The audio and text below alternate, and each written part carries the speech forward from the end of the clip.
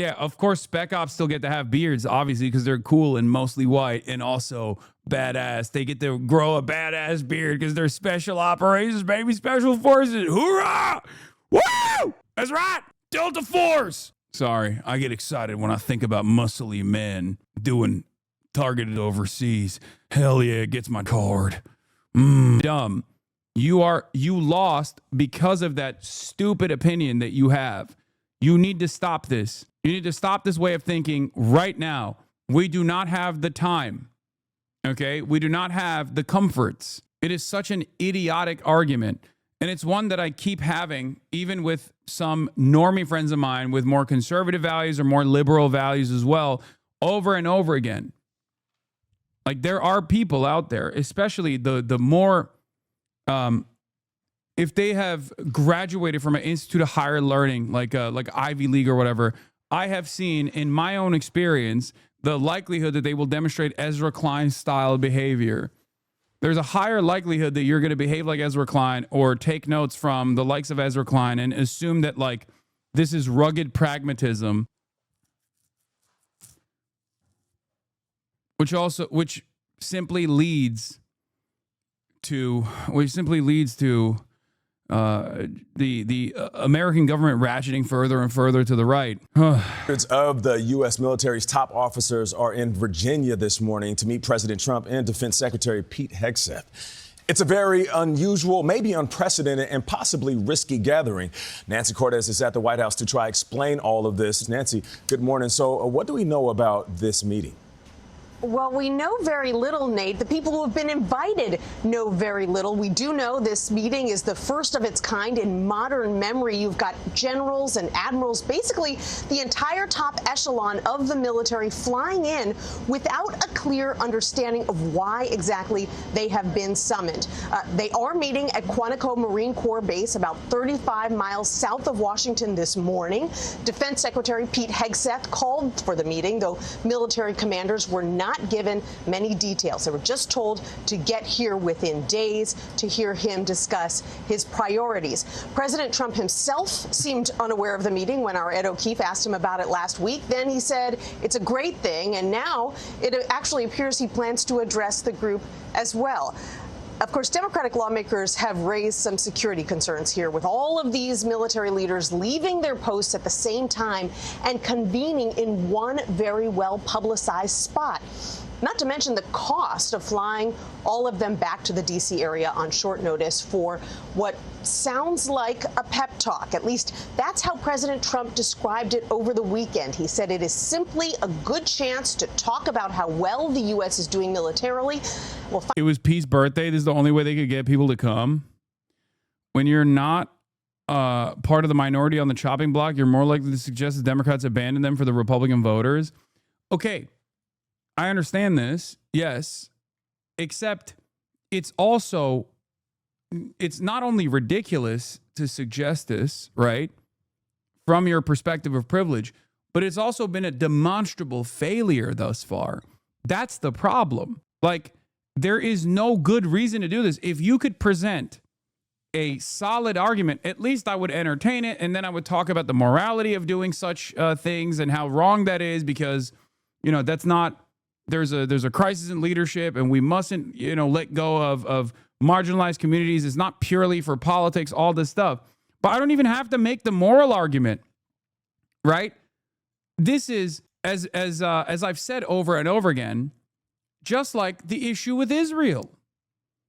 Just as I kept repeating that initially, when it was tremendously unfavorable to speak out against Israel in the immediate aftermath of October 7, I said, no, this is still wrong. And I do know that people will inevitably realize that the asymmetry of violence in this circumstance makes Israel out to be the villain and not the people resisting against a settler colonial occupation and genocide, right? And I was right. Now... Or even leading up to the election, I kept repeating over and over again that this wasn't just an issue of morality. It was also the pragmatic approach that Democrats approaching the subject matter from was a good thing for them, would have been a good thing for them. It would have yielded a lot of tremendous higher approval ratings if they were to turn around and actually speak out against Israel at the time.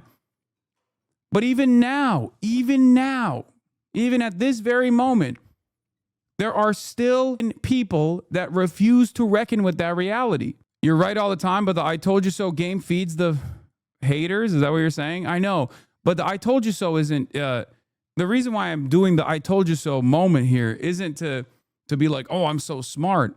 The reason why I'm bringing this up is because I was right back then and people are still not listening to me right now.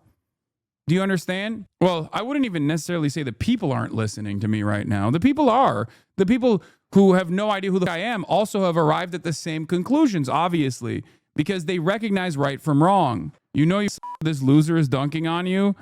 Oh, yeah, the selfie things need to stop, guys. Honestly, the Democrats were great at social media, but the social media moved on from them. The kitschy, goofy, choose your fighter type stuff needs to stop. Just serious. I mean, I can't believe they're getting dunked on correctly by Adam Kinzinger, of all people. Holy moly. That's crazy. That's madness. Find out if there ends up being any more to it after the meeting happens this morning. Nate? Nancy, thank you. And that's why today, at my direction, the era of unprofessional appearance is over. By the way, the beardos thing is a direct shot against black people. A lot of people don't understand this, but this is a major point of contention for active duty service members that are black. A lot of people don't even recognize it unless you are either tapped in and you have friends who are veterans, who are black veterans, or just like, this is an anti-black policy.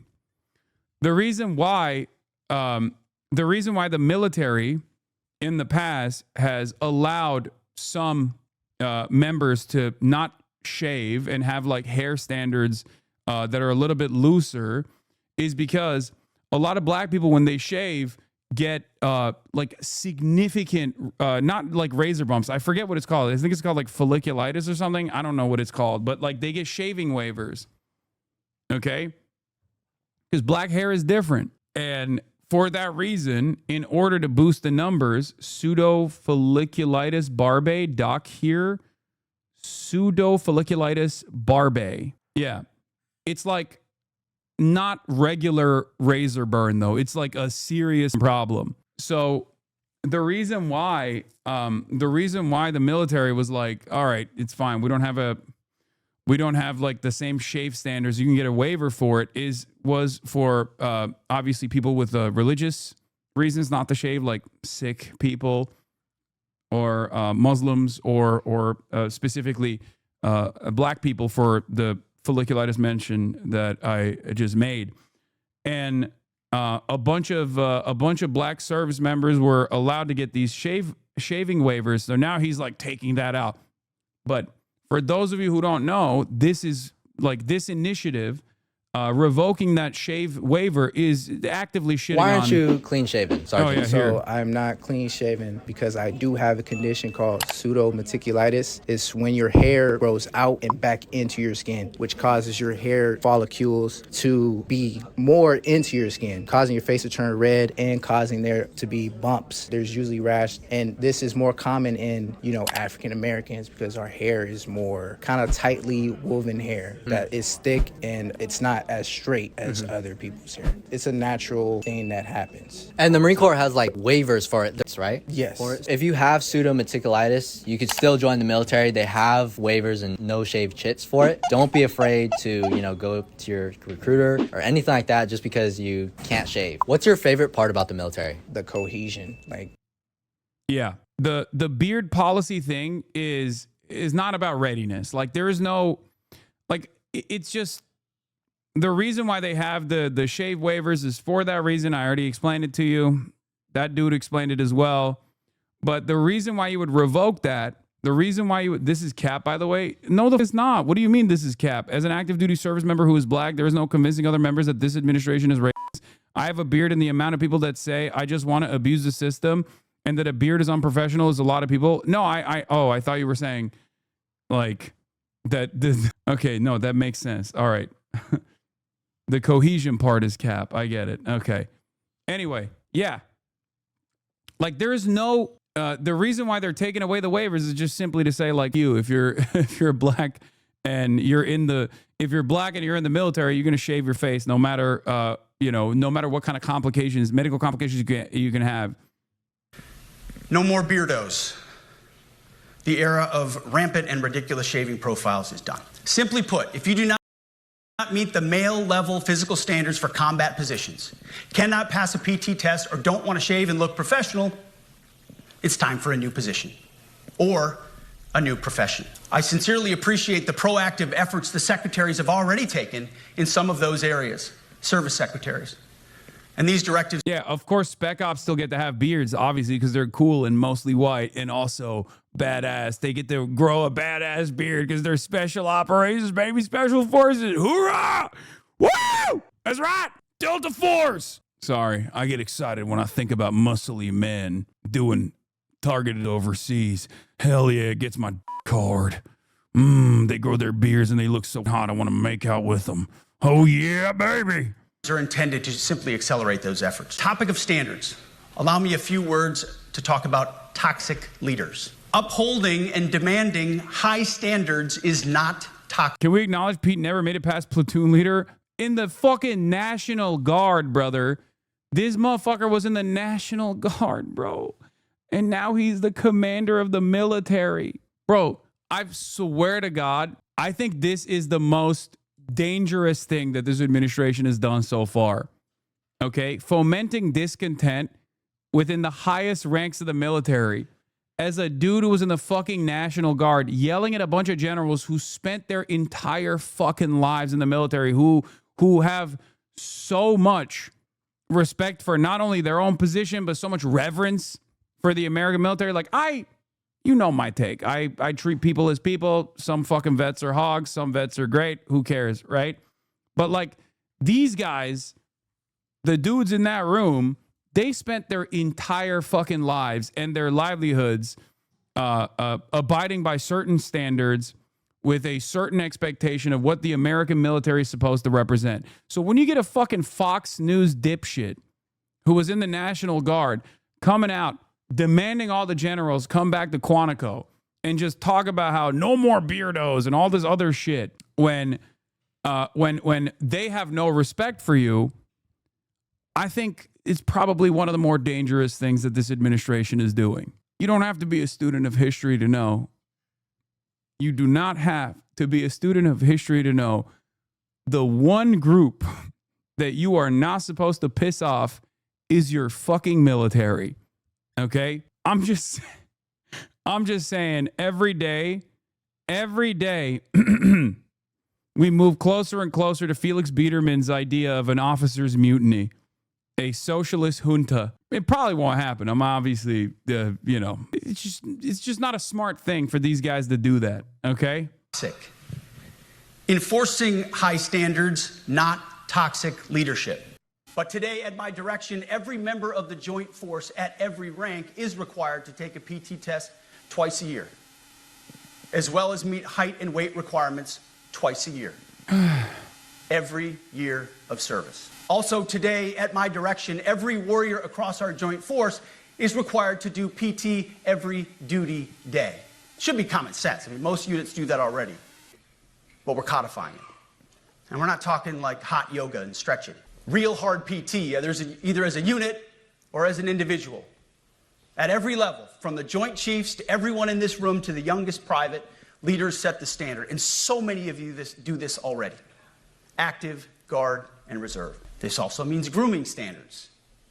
No more beards, long hair, superficial individual expression. We're going to cut our hair, shave our beards, and adhere to standards. Because it's like the broken windows theory of policing. It's like when you let the small stuff go, the big stuff eventually goes. So you have to address the small stuff. This is on duty in the field. By the way, part of the reason why they have the shave waivers. What the fuck? And in the where is that audio coming from? I don't even know where that's. What the fuck? Anyway, as I was saying, part of the reason why they have those like looser restrictions on PT is because one of the major crises that the American military broadly is experiencing is a crisis in recruitment numbers.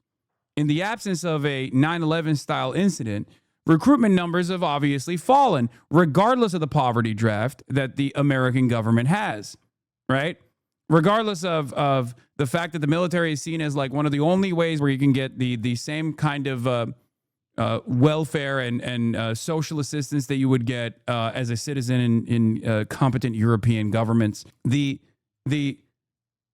military has experienced a severe crisis in recruitment. Okay. Last time they saw big numbers, obviously, was 9/11 when people felt the call of duty. And I guess like with the imminent recession, recruitment numbers have ticked up. Not exactly great, but part of it's not exactly great for the future of America. I mean, but the reason why they had lowered standards, for example, and even offered like shave waivers and things like that, things that are irrelevant to standards and discipline, like letting black dudes in the military not shave because otherwise their fucking faces explode with blisters is perfectly normal, is perfectly valid. Okay? All of this stuff is just aesthetics. It's just aesthetic posturing from a guy who doesn't even understand the issues that the military currently has. Army vet here. Anyone who's been in the military knows someone like Pete who thinks he knows how the military should be, what standards should be upheld, and how to make the military better, except back then they were never put in charge of any serious operation, maybe cleaning brass from a range. This is kind of scary.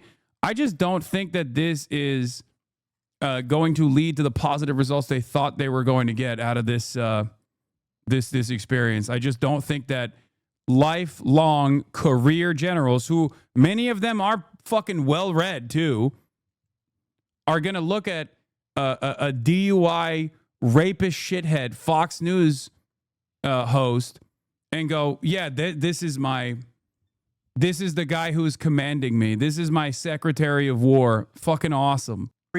If you want a beard, you can join Special Forces. If not, then shave. We don't have a military full of Nordic pagans, but unfortunately we have had leaders who either refuse to call BS and enforce standards, or leaders who felt like they were not allowed to enforce standards. Both are unacceptable. War does not care if you're a man or a woman. Neither does the enemy. Nor does the weight of your rucksack, the size of an artillery round, or the body weight of a casualty on the battlefield who must be carried. This, and I want to be very clear about this, this is not about preventing women from serving. We very much value the impact of female troops. Our female officers and NCOs are the absolute best in the world. But when it comes to any job that requires physical power to perform in combat, those physical standards must be high and gender neutral. If women can make it, excellent. If not, it is what it is. If that means no women qualify for some combat jobs, so be it. That is not the intent, but it could be the result, so be it. It will also mean that weak men won't qualify because we're not playing games. This is combat. This is life or death. As we all know, this is you versus... Dude, this is literally the fantasy of, like, this is like having a couch guy run the military, okay? This is the opinion of a guy who never served from the outside. Like, not saying that he hasn't, he was in the National Guard, but like, this is literally the areas where you see this kind of attitude most commonly represented are the fucking dudes who wear like the grunt force outfits, who are themselves fat as shit and never actually served or failed out of basic, right? And the guys who were like, oh man, I was gonna serve, but life had other priorities for me, but like, this is exactly what the military should represent. Yeah. Like, this is such a crazy thing to watch. It's such a fucking crazy thing to watch unfold. Yeah, baby, let's go. The military, we're bringing strength back to our soldiers, to our brave warriors, man. An enemy hell-bent on killing you. To be an effective, lethal fighting force, you must trust that the warrior alongside you in battle is capable. Truly. What is this? And not a moment too soon. Women should not have ever been in combat roles if they can't meet the standards that men need to meet. Equality is downstream from life and death. This policy should be applied to police and firefighters as well. Bro, this is it. This is what I mean. It's like, this is for Asmongold and people exactly like Asmongold. That's who he's doing this for. This shit's going to piss off. I think this is going to piss off a lot of top brass. Okay. Women should not be in the military police force. I will die on this hill. My grandmother was a nurse in World War II. It's where she met my grandfather, who was a pilot. Women can provide value and service to the military, but that doesn't mean we should endanger lives pursuing the false god of equality by giving them lower standards for combat roles. Oh my God. Oh God. And Clean says, thank you. Oh, Asmon couldn't even meet the standards of women. Yeah. I mean, he would be the first to say, oh yeah, that's why I'm not serving. That's why I'm serving my country by being a Twitch streamer. Physically capable of doing what is necessary under fire. You know, this is the only standard you would want for your kids and for your grandkids. So for the past 8 months, we've gotten a good look under the hood of our officer corps. We've done our best to thoroughly assess the human terrain. Ooh. We've had to make trade-offs and some difficult decisions. It's more of an art than a science. We have been and will continue to be judicious, but also the new compass heading is clear. Out with the Shirellis, the Mackenzies, and the Millies, and in with the Stockdales, the Schwarzkopfs, and the Pattons. More leadership changes will be made, of that I'm certain. Not because we want to, but because we must. Once again, this is life and death. The sooner we have the right people, the sooner we can advance the right policies. Personnel is policy. But I look out at this group. Why did they film this? Why do you think? Because this is not for the generals. This is for the general public. This is for the Asmongolds. This is for the couch potatoes who will never serve, but have developed this like false notion in their minds that the motherfucking U.S. military has been brain broken by woke. These are the people who looked at Mark Milley, okay, saying, of course he's Red Mao. He must understand the enemy, and went, oh my God, he's a woke transgender, Marks Milley. We have to fire him. That's who this is for. These guys are so fucking stupid. They literally think that the American military was like running around being like, yeah, we just got to be woke now. We have to be woke. It's so fucking stupid. This one general is all of us during that rambling Trump speech. No, because he's a woke general. That's why he's like, no. Logs, I have a question. I literally disagree with everything this man has ever said, him and Trump, and I am with you on so many things, but what's the problem with having gender neutral physical tests? Genuine question. I don't even have an issue with the gender neutral tests or whatever. Ironically enough, I think the reason why they've lowered the standards for testing is literally because for certain positions you have gender neutral tests, for the record, number one. Number two, the reason why they've even lowered restrictions or lower standards is because they were facing a fucking recruitment crisis. Okay? That was it. That was the reason why they were lowering standards. Did you watch the Ben Shapiro video made about you yesterday encouraging violence? Guys like this only fucking live the world through drama, I think. No, man, I didn't respond to Ben Shabibo. Why the fuck would I respond to Ben Shabibo? Irrelevant. Who gives a shit about Ben Shabibo in the big 2025? They actually raised standards, but we still have recruitment issues. I don't know why. No, the reason why the standards were lowered initially was because of recruitment problems. But Pete Hegseth and many other fucking couch potatoes think that, armchair generals think that if they actually make the military strong in its optics, that more people will want to join or some shit. And I see great Americans. Leaders who have given decades to our great republic at great sacrifice to yourselves and to your families. But if the words I'm speaking today are making your heart sink, then you should do the honorable thing and resign. We would thank you for your service. Oh my God. But I suspect, I know, the overwhelming majority of you feel the opposite. These words make your hearts full. You love the War Department because you love what you do, the profession of arms. You are hereby liberated to be an apolitical, hard-charging, no-nonsense, constitutional leader that you joined the military to be. Truth be told, for the most part, we don't need new standards. We just need to reestablish a culture where enforcing standards is possible. And that's why today at my direction, I'm issuing new policies that will Minimum score already didn't matter in many infantry units. If you didn't have at least 270 PT score in my unit, you were shitbag. I think the reason why these guys are doing this is twofold. Number one, it's to say, my way or the highway. You need to be loyal to the administration first and foremost, right? And the other reason is because they want to communicate to the rest of the country, like the military is hard-dicked again, you know? Like it used to be or whatever. Ironically enough, the American military, when it was the most successful, was obviously when they had a mandatory draft and they did not have the same fucking standards at all, World War II. And ever since then, regardless of whether standards have increased or decreased, the American military has not really fought a war to win a war. They've fought a war to continue it so that the military-industrial complex makes more money. So do with that information what you will. But like I said, a lot of the back and forth here is purely for the optics, for the aesthetics, to make it seem as though these guys are, you know, working at the behest of a important cause to make the military strong again, that sort of thing. But I think it's a failure on both fronts because this kind of discontent will piss off some of the lifelong career generals. A lot of them, as a matter of fact, getting talked down by like a National Guard dipshit, a drunk rapist himself. And then the other ones, there will be rats who are loyal to the admin, who recognize that this is an opportunity for career advancement, and they'll start shanking one another. Okay? This will, ironically, I think, lower military readiness. But what do I know? overhaul the IG, EO, and MEO processes. I call it the no more walking on eggshells policy.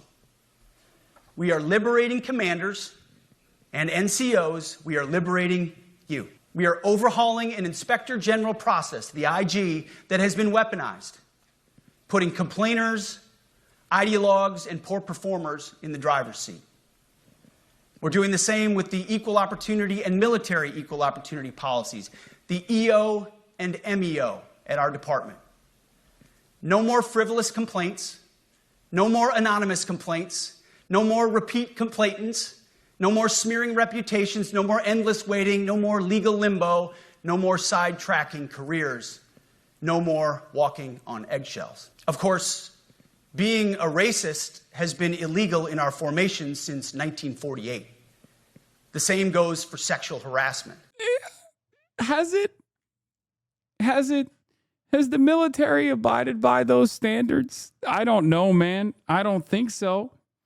But also, I feel like, especially on the sexual harassment and sexual violence front, that definitely doesn't feel like it's been the case. Rape stocks in the military skyrocketing. Also, where is he going to go from here? Let's see. Both are wrong and illegal.